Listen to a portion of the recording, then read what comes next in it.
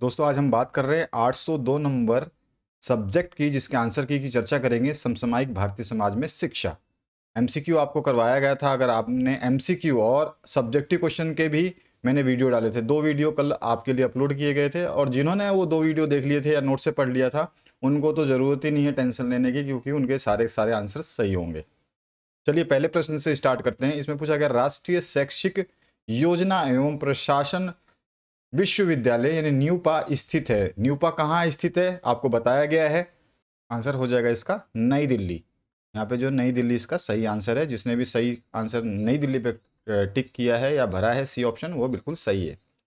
इसके बाद जो नेक्स्ट क्वेश्चन है, इसमें पूछा गया आपसे सामाजिक स्थिरीकरण का प्राणी शास्त्रीय आधार है, यानी बायोलॉजिकल घटक क्या होता है। बायोलॉजिकल मतलब मनुष्य से जुड़ा हुआ, तो वो मनुष्य के लिंग पे डिपेंड करता है। लिंग, यहाँ पे डी ऑप्शन जो है ये सही होगा।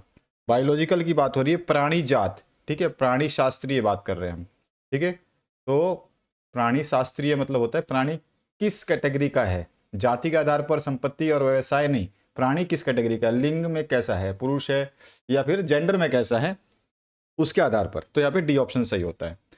जिला प्राथमिक शिक्षा कार्यक्रम प्रारंभ किया गया, आपको सभी को पता है ये सन 1994 में प्रारंभ किया गया था, है ना। करवाया ना क्वेश्चन आपको, आपने वीडियो देखा होगा तो आपने किया होगा। लोकतंत्र शासन का वह स्वरूप है जिसमें जनता के द्वारा और जनता के लिए शासन है। कल ही अभी को ये क्वेश्चन कराया था अब्राहम लिंकन, ये ऑप्शन करेक्ट होता है। बालक की प्रथम पाठशाला सभी को पता है परिवार है, यहाँ पे बी ऑप्शन करेक्ट होता है, ठीक है। तो यही आंसर आपके इंग्लिश मीडियम के स्टूडेंट्स हैं उनके लिए भी यही रहेगा। यहाँ पे देखिए biological basis of social esterification, biological basis पूछा गया था क्वेश्चन में। अगर आपने इंग्लिश वर्जन थोड़ा सा कभी कंफ्यूजन हो तो इंग्लिश वर्जन पढ़ोगे तो आपको पता चल जाएगा, बायोलॉजिकल में है सेक्स आता है, ठीक है। इसके बाद आइए नेक्स्ट क्वेश्चन की बात करते हैं। यहाँ पूछा गया है आपसे रिक्त स्थान की पूर्ति यहाँ करनी है आपको।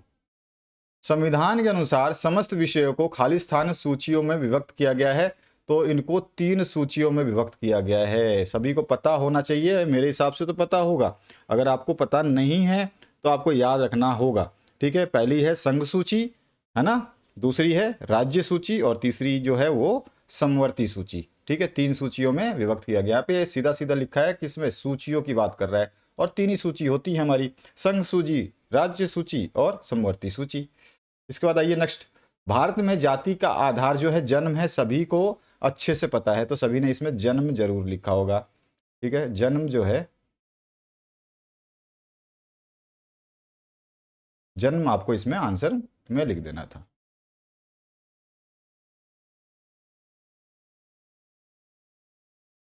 इसका जो नेक्स्ट क्वेश्चन है, इसमें क्या पूछा है, खाली स्थान संघ और राज्य दोनों का संयुक्त दायित्व है। बहुत अच्छा क्वेश्चन है और सभी के लिए कंफ्यूजन क्रिएट करके गया होगा, लेकिन मेरे हिसाब से तो जो समझदार होंगे उन्होंने सही लिखा होगा इसका आंसर।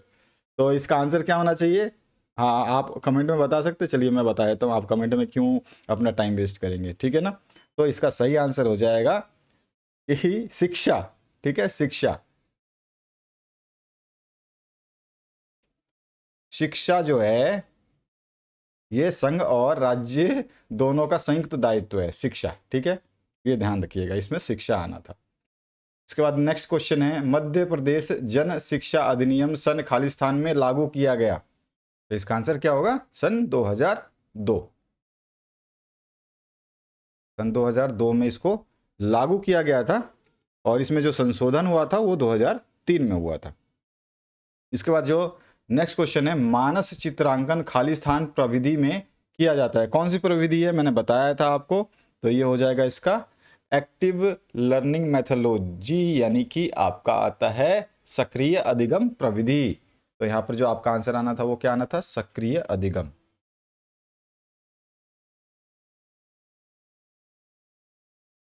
आपको करवाया हुआ क्वेश्चन है अभी, अगर आपने लास्ट वाला वीडियो देखा होगा तो आपको याद होगा कि इसका जो आंसर है वो सक्रिय अधिगम प्रविधि होना था, है ना। चलिए अब नेक्स्ट क्वेश्चन की बात करते हैं। इसमें क्या पूछा गया है, पहला क्वेश्चन, विश्वविद्यालय अनुदान आयोग की स्थापना कब हुई। विश्वविद्यालय अनुदान आयोग की स्थापना जो है, यानी कि यूजीसी की बात कर रहा है, तो ये सन 1993 में जो है इसको, सॉरी 1993, 1953, 1953 में जो है विश्वविद्यालय अनुदान आयोग की स्थापना की गई थी। लेकिन जो इसको संवैधानिक दर्जा मिला था 1953 में, तो बनाया गया था, लेकिन संवैधानिक नहीं, जो स्थापना इसकी मानी जाती है वो 1956 है। तो हम इसका सही आंसर जो लिखेंगे वो 1956 लिखेंगे। ठीक है, 1956। ठीक है, अगला जो है संस्कृति का क्या अर्थ है। सभी को अच्छे तरीके से पता है कि संस्कृति का क्या अर्थ होता है। तो संस्कृति क्या होती है? संस्कृति का अर्थ होता है कि समाज में रहन सहन, आचार विचार, कला, विश्वास, परंपराओं का एक जो है समूह होता है, जो इसे हम संस्कृति कहते हैं, जो लोगों के द्वारा अपनाया जाता है। शिक्षा को किस सूची में रखा गया है? सभी को पता है, अभी अभी मैंने बोला और एक सूचियों के नाम बताए थे, उसमें समवर्ती सूची था,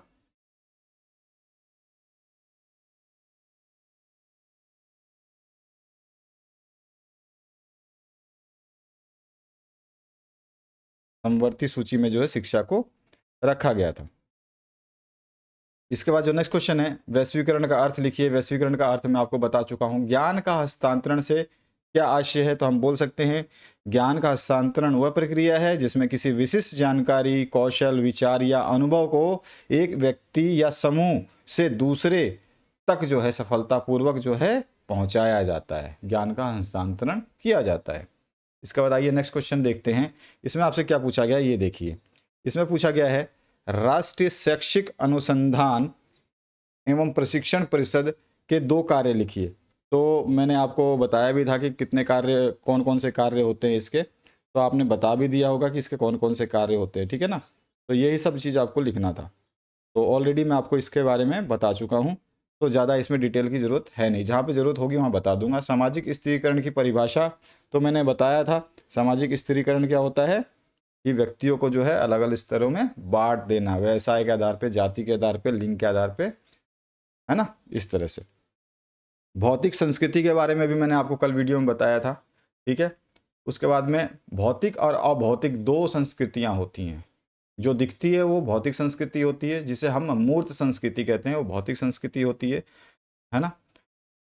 इसके बाद ऑपरेशन ब्लैक बोर्ड योजना के 4 लक्ष्य क्या थे? तो प्राथमिक विद्यालयों में न्यूनतम आवश्यक भौतिक सुविधाएं, जैसे कि कम से कम 2 बड़े पक्के कमरे और 1 बरामदा उपलब्ध होना चाहिए ऑपरेशन ब्लैक बोर्ड के अनुसार।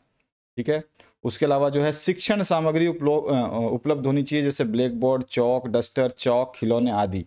ठीक है, ये भी इसका दूसरा लक्ष्य था। तीसरा लक्ष्य था कि कम से कम 2 शिक्षकों की नियुक्ति होनी चाहिए प्राथमिक विद्यालय में, कम से कम 2, और उसमें से संभव हो सके तो 1 महिला शिक्षक। और चौथा जो इसका लक्ष्य था वो था कि प्राथमिक शिक्षा की गुणवत्ता में सुधार ला करके छात्र जो है, छात्रों की उपस्थिति को बढ़ाना। ठीक है ना। वैश्वीकरण के दोष बताइए। तो वैश्वीकरण के दोष क्या हो सकते हैं? तो स्थानीय उद्योगों का जो है पतन होता है। स्थानीय उद्योगों का जो है पतन होता है, क्योंकि उस पर बहुराष्ट्रीय कंपनियां आती हैं ना, तो उस पर कब्जा कर लेती है, मतलब उसको खरीद लेती हैं। कब्जा नहीं करते, मतलब खरीद लेती है। तो कुटीर उद्योग, जो छोटे उद्योग होते हैं, उनका भारी नुकसान हो जाता है। आर्थिक असमानता भी मतलब वृद्धि हो जाती है। मुख्य रूप से जो है जो धनी हैं उन्हीं को ज़्यादा लाभ मिलता है, और जो गरीब लोग हैं, ठीक है, वो उनको लाभ कम मिलता है। तो अमीरी और गरीबी की एक खाई जो है वो उत्पन्न हो जाती है। तो इस तरह से आप बता सकते हैं। बहिष्करण से क्या तात्पर्य है? तो बहिष्करण से मैंने बताया है कि व्यक्ति या समूह को समाज से या समाज की मुख्य धारा से, उसके संसाधनों से, उसके अधिकारों से, अवसरों से, जैसे कि शिक्षा, रोजगार, स्वास्थ्य से जो है क्या कर दिया जाए, वंचित कर दिया जाए, तो उसे ही बहिष्करण कहते हैं। इसके बाद व्यापक मूल्यांकन किसे कहते हैं? सारे क्वेश्चन मैंने कल ही कराए थे। राज्य विज्ञान शिक्षा संस्थान के मुख्य कार्य आपको बताने हैं। तो राष्ट्रीय या राज्य बोल सकते हैं। विज्ञान शिक्षा संस्थान के मुख्य कार्य कौन कौन से हो सकते हैं वो आप बता सकते हैं, मैंने ये भी आपको बताया है। ठीक है ना। और इसके अलावा जो है आंग्ल भाषा संस्थान भोपाल के उद्देश्य आपको बताना है। ये क्वेश्चन करवाए हुए हैं। जिसने नोट्स लिया था उनको सभी क्वेश्चंस जो है पूरे के पूरे आते होंगे। निजीकरण शिक्षा के दोष लिखिए।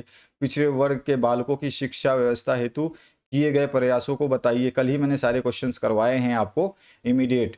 और आधुनिकीकरण के कोई 3 कारणों का वर्णन कीजिए। आधुनिकीकरण का शिक्षा पर पड़ने वाले प्रभाव बताइए। मध्याह्न भोजन योजना के गुण लिखने। सर्व शिक्षा अभियान के अंतर्गत किए जा रहे कार्यों को बताइए। कस्तूरबा गांधी बालिका विद्यालय के उद्देश्य बताइए। शिक्षा के सार्वजनिकरण की आवश्यकता बताइए। उदारीकरण का शिक्षा पर प्रभाव बताइए। वैश्वीकरण के उद्देश्य बताइए। सारे क्वेश्चन आपको मैंने कल कराए थे, नोट्स में दिए हैं। अनुसूचित जाति जनजाति वर्ग से संबंधित शैक्षिक समस्याएं लिखिए। शैक्षिक अवसरों की समानता की आवश्यकता क्यों है, ये भी क्वेश्चन इंपॉर्टेंट में कराया था मैंने। प्राथमिक शिक्षा में अपव्यय के कारणों का वर्णन करना है। बालिका शिक्षा के विकास एवं सुधार हेतु उचित प्रयास करने हैं आपको। भारतीय समाज की विभिन्न चुनौतियों का वर्णन करना है। सामाजिक संरचना में शिक्षक की भूमिका आपको बतानी है। इसके बाद में लोकतंत्र व्यवस्था के आदर्श लिखिए। लोकतंत्र के लिए शिक्षा के उद्देश्यों का वर्णन कीजिए, कल क्वेश्चन कराया हुआ है। शिक्षकों के व्यावसायिक गुण की बात भी मैंने की थी, ठीक है। सामाजिक परिवर्तनों के कारक और शिक्षक की भूमिका बताइए, ये भी मैंने क्वेश्चन कराया हुआ है। तो इस तरह से सारे क्वेश्चंस आपको कराए हुए हैं और आपने जो है आंसर यहाँ पे देख लिया होगा, जो मैंने आपको आंसर्स बताए थे। ये कल भी मैंने आपको एक वीडियो दिया था MCQ का, ठीक है ना, तो उसमें भी आपको ये क्वेश्चंस देखने को मिले थे। तो आप आसानी से जो है अच्छा स्कोर कर पाए होंगे, मुझे विश्वास है जहाँ तक, ठीक है। यहाँ पर ये सारे के सारे खाली स्थान जो है ये है आपका आंसर, और ये सारे क्वेश्चंस मैंने कराए थे कल ही। और यहाँ पर जो है आपको संस्कृति क्या होती है, वैश्वीकरण, ये ज्ञान का हस्तांतरण, ये भी सब कुछ करवाया गया है। तो आशा करता हूँ इस वीडियो के माध्यम से आपने अपने आंसर की को तो मैच कर लिया होगा, परंतु इन प्रश्नों को पढ़िए जो वीडियोस आपके लिए डाले जाते हैं। अगर आप उनको पढ़ते नहीं हैं तो आपकी वो स्कोरिंग कैपेसिटी थोड़ी सी कम हो सकती है। अगर आप पढ़ के जाते हैं तो आपका नुकसान तो नहीं होगा, कुछ फायदा जरूर होगा। तो आशा करता हूँ इस वीडियो के माध्यम से आपने इस बात को समझा होगा। Thank you very much, have a good day.